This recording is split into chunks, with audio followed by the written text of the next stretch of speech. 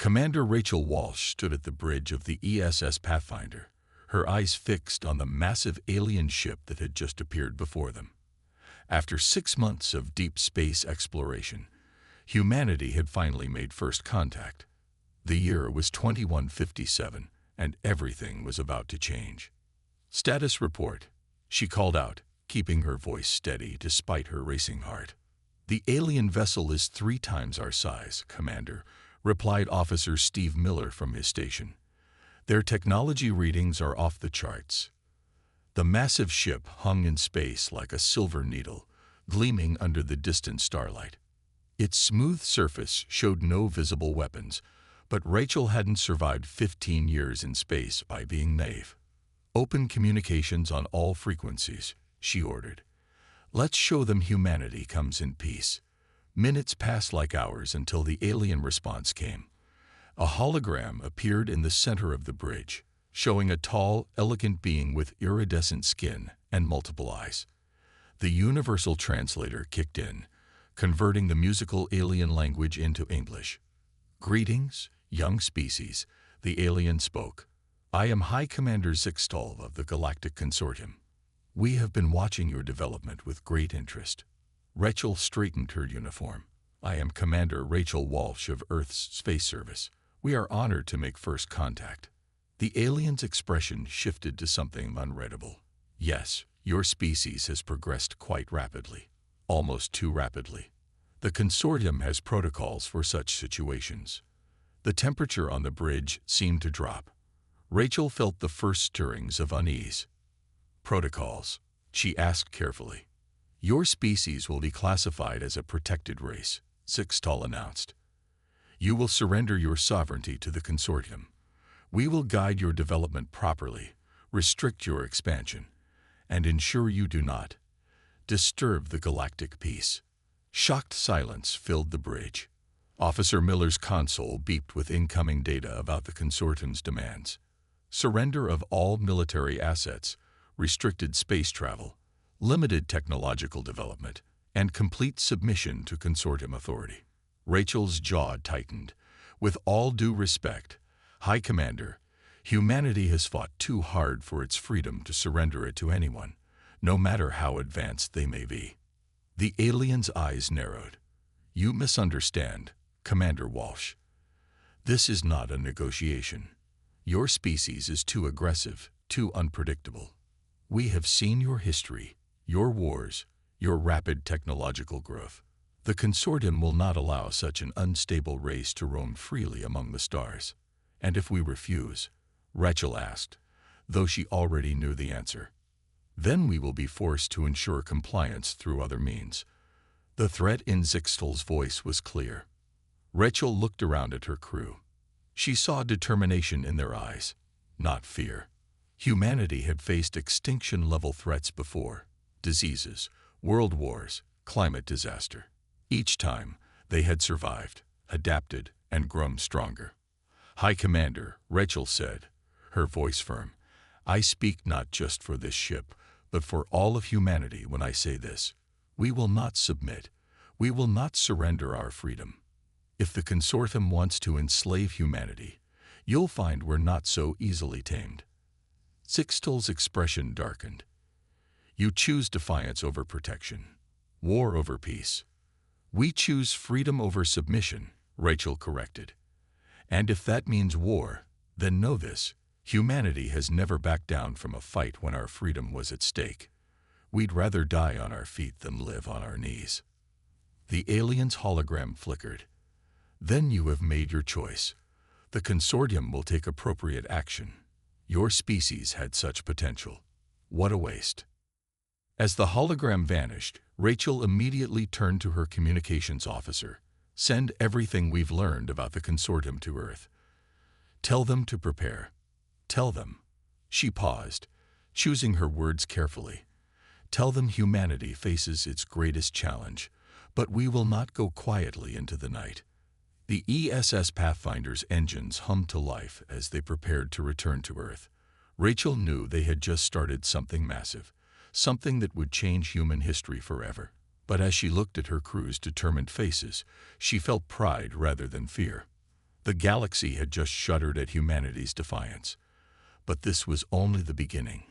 Earth would not stand down, would not submit, would not surrender.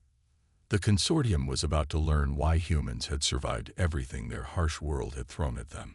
And maybe, just maybe, the galaxy would never be the same again. Major David Cooper hadn't slept in 2 days. The news of the consortium's threat had united Earth like nothing before. Now, standing in the United Earth Defense Force headquarters beneath the Rocky Mountains, he watched as screens showed military forces from every nation joining together. "What's the status on the alien tech analysis?" he asked, rubbing his tired eyes. Dr. Lisa Martinez looked up from her computer. Her lab coat was wrinkled from hours of non-stop work. "We're making progress. The data Commander Walsh sent us about their shields is incredible. We've already started adapting it to our ships." "How long until the consortium arrives?" David asked one of his officers. "Best guess. 2 weeks," replied Captain Susan White. "Their ships are fast, but they're coming from the edge of our solar system." David nodded. 2 weeks to prepare for an alien invasion. It seemed impossible, but humans were good at doing impossible things when backed into a corner. "The Chinese and Russian fleets have joined with ours," Susan reported. "The European Union is sending their best pilots. For the first time in history, every country on Earth is working together." Dr. Martinez's computer beeped loudly. "Major Cooper, look at this." She pointed to her screen excitedly. "We've cracked part of their shield frequency. It changes in a pattern. If we time our shots right, we might be able to get through." David finished. He allowed himself a small smile. "Get this information to all our ships immediately." The next 2 weeks were a blur of activity. Ships were upgraded, crews trained, and weapons modified. The whole world held its breath, waiting. Then the consortium ships arrived. David stood in the command center, watching as hundreds of alien ships appeared near Mars. They were beautiful and terrifying, their silver hulls gleaming in the sunlight. "They're broadcasting a message," Susan announced. A familiar hologram appeared. "High Commander Zixtal, this is your final warning. Surrender now, and we will be merciful. Resist, and we will use force." David stepped forward. "This is Major David Cooper of the United Earth Defense Force. Our answer hasn't changed. Earth is our home, and we will defend it." "So be it," Zixtal said coldly. The hologram vanished. "All ships, battle positions," David ordered. "Remember your training. Remember what we're fighting for." The consortium attacked first. Their ships moved with grace, firing weapons that lit up space like artificial stars. But Earth was ready. "Now," David commanded. "Pattern Alpha." Earth's ships scattered in what looked like chaos. The consortium ships followed, just as planned. Then Earth's fleet did something the aliens didn't expect. They started fighting dirty. Small, fast ships darted between the larger consortium vessels, firing at exactly the right moments when the alien shields changed frequency. Mining ships used their industrial lasers in ways they were never designed for. Cargo ships turned their magnetic loading systems into weapons. "It's working," Susan shouted. "Their ships aren't designed to handle this kind of combat." The consortium fleet had expected an easy victory over a primitive species. Instead, they found themselves facing opponents who turned everything into a weapon, who fought with desperate creativity, who simply refused to give up. One by one, consortium ships began to fall. Their perfect formation broke apart as they tried to deal with Earth's unconventional tactics. "They're retreating," someone yelled. The command center erupted in cheers as they watched the alien fleet pull back. David didn't cheer. He knew this was just the beginning. "Get me a damage report, and someone find out how many ships we lost." The losses were heavy, but Earth had won its first battle against the consortium. As David looked at the victory reports, a new message came in from the retreating alien fleet. "This isn't over," Zixtal's voice crackled through the speakers. "You've only made things worse for your species." "Maybe," David replied, even though he knew the alien commander couldn't hear him. But you've learned something today. Humanity doesn't bow to bullies, no matter how big they are. Dr. Martinez walked up beside him. They'll be back with more ships. And we'll be ready, David said firmly. Because that's what humans do.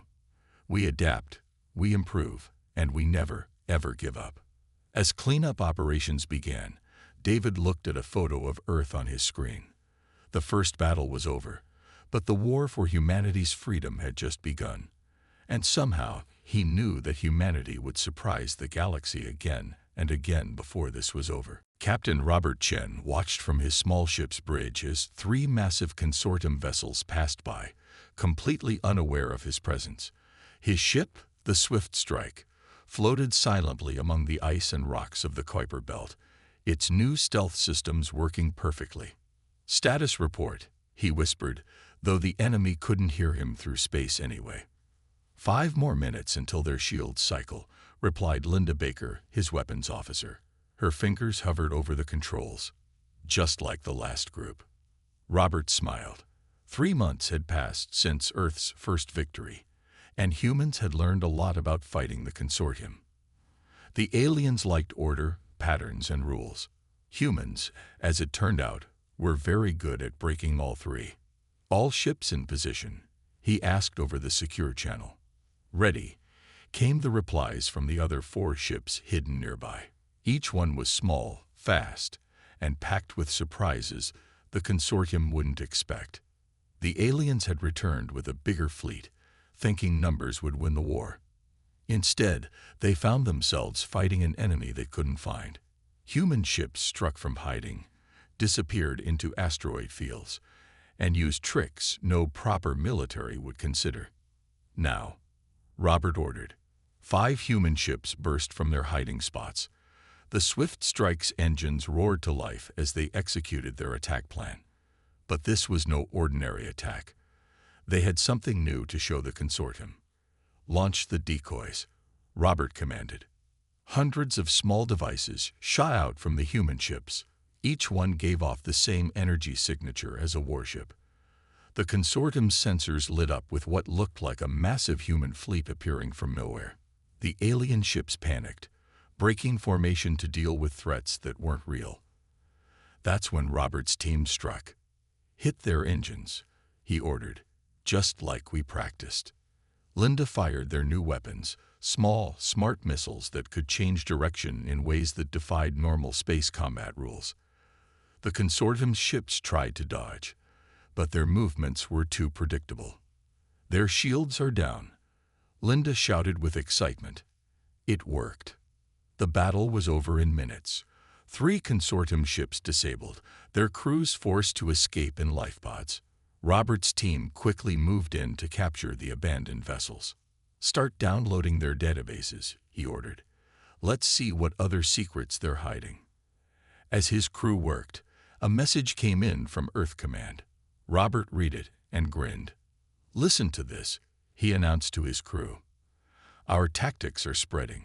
Human ships across the solar system are using our methods. The consortium is losing ships faster than they can replace them. And the best part," Linda added, looking up from her station, "we heard other alien species are watching. They've never seen anyone fight the consortium like this." Robert nodded. News had reached Earth that some alien races were secretly cheering for humanity. The consortium had ruled through fear and protection for too long. Now humans were showing the galaxy something new. You could fight back and win. "Captain," called out John Peters from the sensor station. "You need to see this. We're picking up transmissions between consortium ships. They're calling us the Untimevals." The crew laughed at that. Humans had been called many things by the consortium: primitive, violent, uncontrollable. But Untimevals felt like a compliment. "Well," Robert said with pride, "let's show them why that name fits. Download what you can from these ships, then rig them with surprises for when the consortium tries to recover them." As his crew worked, Robert thought about how far they'd come. Humans weren't just fighting back. They were changing how war was fought in space. The consortium had centuries of experience in space combat, but humans had something better: creativity, and the willingness to try the impossible. "Sir," Linda called out, more consortium ships detected entering the area. "A lot more." "Good," Robert replied, surprising his crew. "Time to show them some new tricks. Send word to the other teams. Operation Hornet's Nest is about to begin." As his ship prepared for another battle, Robert felt strangely calm. The consortium still had bigger ships, better technology, and more resources, but they were learning a hard lesson: never underestimate a species that had survived everything Earth had thrown at them. The war was far from over, but humanity was teaching the galaxy a new kind of warfare, one where being unpredictable was better than being powerful, where creativity beat technology, and where the determination to remain free was the strongest weapon of all. Lieutenant Amy Parker never expected to find herself having a secret meeting with aliens who wanted to help Earth. Yet here she was, on a hidden base in an asteroid near Jupiter, sitting across from representatives of 3 different alien species. "So, you're telling me the consortium has done this before?" she asked, looking at the tall, blue-skinned alien called Zen. "Many times," Zen replied sadly. "They find developing species, call them too dangerous to be free, and force them into submission. My people have been under their control for 300 years. The second alien, Rexalar, who looked like a cross between a cat and a bird, leaned forward. But never has a species fought back like yours. You humans, you give us hope." Amy looked at her tablet, reviewing the information they had shared. The consortium controlled over 50 alien species, all labeled as protected races. Some had been under their rule for thousands of years. "Why help us now?" Amy asked. "It's dangerous for you." The third alien, a small creature named Pip who seemed to glow slightly, spoke up. "Because you've shown us it's possible to fight back. The consortium's ships are being destroyed. Their perfect order is breaking. For the first time, they seem afraid." Just then, Amy's communication device buzzed. "Admiral William Foster was calling from Earth," she answered, putting him on hologram mode. "Lieutenant Parker," the Admiral said, "how goes the meeting?" "Sir, it's better than we hoped," Amy replied excitedly. "We have potential allies, and they have information about consortium weaknesses we never knew about." The Admiral's hologram smiled. "Good work. What can they offer?" Zen stepped forward. "We can provide details of consortium patrol routes, defense codes, and hidden supply bases. Many of our people work on their ships. We can help from the inside. And more importantly," Rexlar added, "other species are ready to join the fight. We just needed someone to go first, to show it was possible." Over the next few hours, they made plans. The aliens shared maps showing secret paths through consortium space. They explained how their own ships could be modified to fight. Most importantly, they revealed that more alien species wanted to join what they were calling the Liberty Coalition. "The consortium keeps us separate," Pip explained, "afraid to trust each other. But you humans, you've united us, given us courage."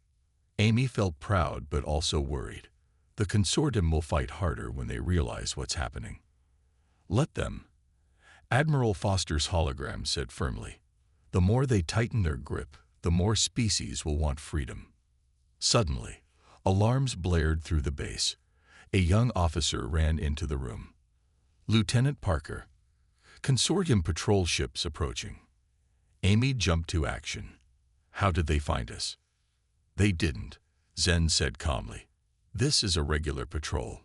We know their schedules, remember. We can use this." Amy looked at him, then smiled as she understood. "Admiral, permission to show our new allies how humans handle unwelcome guests." "Permission granted, Lieutenant. Make it count." What happened next would become a famous story in the growing rebellion. 3 consortium ships approached the asteroid, expecting a routine patrol. Instead, they found human ships appearing from hidden spots, using tactics they'd never seen before. But this time, they also found their own protected species ships, fighting alongside the humans. The battle was short but important. When it was over, the consortium had lost 2 ships, and the third escaped to spread the news. Humans weren't fighting alone anymore. That, Rexlar said with what looked like a smile, was the most fun I've had in 50 years. Annie laughed.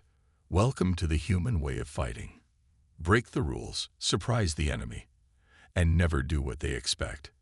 As they began planning their next moves, Amy looked at their star map. Dozens of lights showed where other alien species were waiting to join the fight. The consortium had spent thousands of years building their perfect, controlled galaxy. They never expected that humanity would not only refuse to submit, but would inspire others to seek freedom too. Send word to all our new allies, Admiral Foster ordered. The real fight is about to begin. And this time, humanity isn't standing alone. Annie watched as Zen, Rexlar, and Pip sent messages to their people. The Liberty Coalition was growing stronger every day. The consortium had wanted to make humanity submit, but instead, they had given the galaxy something it desperately needed: hope. The war was changing. It wasn't just about Earth anymore. It was about freedom for all species, and humans were leading the way. Dr. Lisa Martinez hadn't left her lab in 3 days, but she didn't care. She was close to something big. The holographic display in front of her showed a new kind of shield system, one that combined human ingenuity with alien technology. Run the test again, she told her computer. The simulation showed a ship using her new shield surviving hits that would have destroyed it before. Her communication screen lit up. It was Major David Cooper. Tell me you have good news, Lisa, he said. His face looked tired but hopeful. Better than good, she replied, sending him the test results. We did it. The new shields are ready, and they're better than anything the consortium has. David's eyes widened as he read the data. How soon can we install them on our ships? Production starts today. But that's not all. Lisa pulled up another screen. Look what happens when we share this with our alien allies. The display showed how different species technologies could work with the new shields, making them even stronger. It was exactly what the Liberty Coalition needed. Just then, alarms started blaring. David's image flickered as he turned to look at something off-screen. It's happening, he said urgently. The Coalition is making its move. Multiple star systems are declaring independence from the consortium. Our allies are rising up everywhere. Lisa watched as her own screens filled with reports. Across 3 spiral arms of the galaxy, protected species were fighting back. Ships were rebelling. Colonies were declaring freedom. Earth's example had started a fire that couldn't be stopped. The consortium is responding, David reported. They're sending ships everywhere, but they can't be in all places at once. And now they'll find out their weapons aren't as effective as they thought, Lisa said with pride. She pressed a button, sending the shield designs to all coalition forces. Let's see how they like fighting enemies they can't easily destroy. The next few hours were chaos. Reports came in from across the galaxy. Some were good. Coalition forces winning battles, freeing planets, taking control of consortium bases. Others were bad, harsh counterattacks, losses, entire colonies going dark. Lisa's lab became a command center as she helped coalition ships activate their new shields. She watched through various video feeds as ships that once lived in fear now stood up to consortium attacks and survived. Dr. Martinez called one of her assistants. Look at this. A new message was coming in from the front lines. A group of coalition ships, led by Captain Robert Chen, had just taken control of a major consortium shipyard. They didn't just capture it. They were already using it to build more ships for the rebellion. They never expected this, David said, his hologram still active. The consortium thought keeping species separate would keep them weak. Instead, we taught them to work together, Lisa finished. And now they're unstoppable. More reports flooded in. The consortium was pulling back from many sectors, trying to protect their core worlds. They had never faced a rebellion this large, this coordinated, this determined. Lisa, David said suddenly, we're getting a priority message from command. The consortium is preparing something big. They're calling in ships from everywhere. They're desperate, Lisa realized.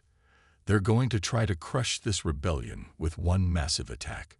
She quickly sent messages to all coalition forces, updating their shield frequencies to prepare for whatever was coming. As she worked, she could feel the energy in the air. This was the moment that would decide everything. All coalition ships, this is Earth Command. David's voice broadcast across all channels. The enemy is gathering their forces. They think this is their moment to end our rebellion. But they forget something important. Lisa smiled as she heard his next words. They forget that every time they hit us harder, we hit back harder. They forget that we're not fighting alone anymore.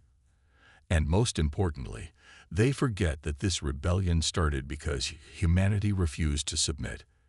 And now that spirit has spread across the galaxy. As if in response, messages poured in from coalition forces everywhere. Standing ready. We fight with Earth. Freedom for all species.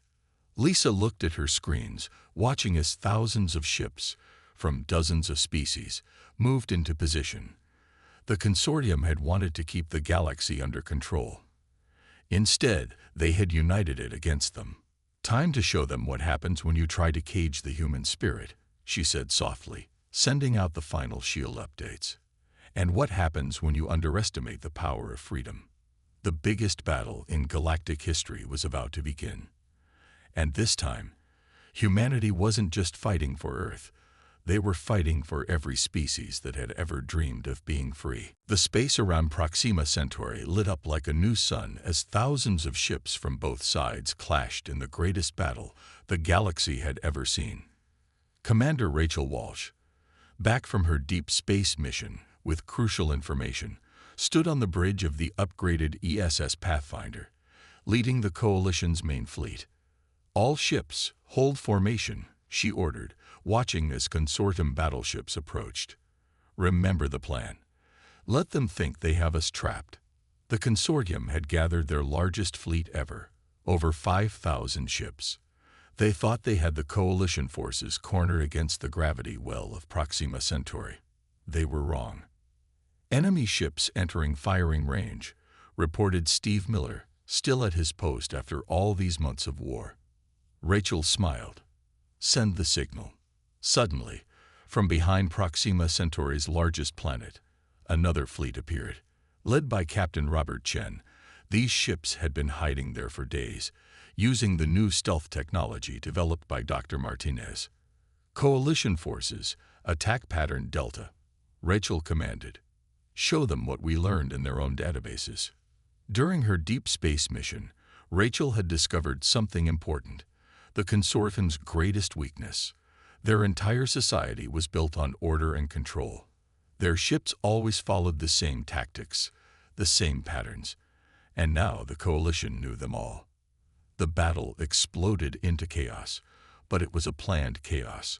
Coalition ships moved in ways that made no sense to the consortium commanders. Small, fast ships darted between their formations, breaking them apart. Larger ships used the new shields to absorb hits that should have destroyed them. They're trying to regroup, Steve called out. Just like you said they would. Rachel nodded. Now, Captain Chen. Robert's fleet struck from behind, using weapons reverse-engineered from captured consortium ships. The enemy fleet started to break apart as their perfect formations fell into confusion. But the consortium had one last trick. Their flagship, bigger than any ship ever seen, moved forward. Its main weapon began to charge, a weapon that could destroy hundreds of ships at once. All ships, clear the area, Rachel ordered, but she knew some wouldn't make it in time. That's when something unexpected happened. 3 coalition ships, crewed by different alien species, moved directly toward the consortium flagship. What are they doing? Steve asked in horror. Rachel watched, understanding dawning on her face. They're giving us a chance. The 3 ships, their engines overloading, crashed into the flagship's main weapon just as it was about to fire. The explosion was blinding. When it cleared, the massive ship's weapon was destroyed. All coalition forces, Rachel's voice was strong and clear. Those brave crews just showed us what this fight is really about. It's about being willing to sacrifice everything for freedom. All ships, attack. The battle that followed would be told about for generations. Ships from 30 different species fought side by side. Races that the consortium had kept apart for centuries now worked together perfectly. Human tactics combined with alien technology created an unstoppable force. Hours passed. The consortium fleet began to retreat. Their perfect order had been shattered, their greatest weapon destroyed. But victory came at a heavy price. Many good ships and brave crews were lost. As the last enemy ships fled, Rachel received a message from Earth Command. The consortium was pulling back everywhere, abandoning their outer territories. The battle had broken their power. "Send word to all coalition forces," she ordered, her voice tired but proud. "The path to the consortium homeworld is open. We end this war now." Looking at her view screen, Rachel saw the remains of the battle scattered across space. The coalition fleet had started with ships from 30 different species. Now they were one fleet, united in victory and loss. "Commander," Steve said softly, "incoming messages from all coalition ships. They're asking for orders. They want to follow us to the consortium homeworld." Rachel stood straighter. The final battle was still to come, but something important had changed today. The galaxy had seen that the consortium could be beaten. More importantly, they had seen how.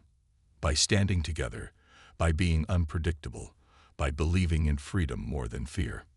"Tell them to prepare for the final push," she said. The consortium thought they could control the galaxy through fear and order. Instead, they united it against them. And now they'll learn why that was their biggest mistake. As the coalition fleet regrouped, Rachel knew that win or lose, the galaxy would never be the same. Humanity had not only refused to submit, they had taught the entire galaxy how to stand up and fight for freedom. 1 year after the Battle of Proxima Centauri, Admiral Rachel Walsh stood in the Grand Meeting Hall of the new Galactic Coalition headquarters on Earth. Representatives from over 50 formerly enslaved species filled the room, their voices mixing in excited conversation. "Hard to believe it's really over," said Dr. Lisa Martinez, standing beside her. "The consortium surrendered 6 months ago, and I still expect to hear their ships are coming." Rachel smiled. "Not anymore. Their leadership is gone, their empire disbanded. And look what's taken its place." She gestured to the gathering. Humans talked freely with aliens of all shapes and sizes.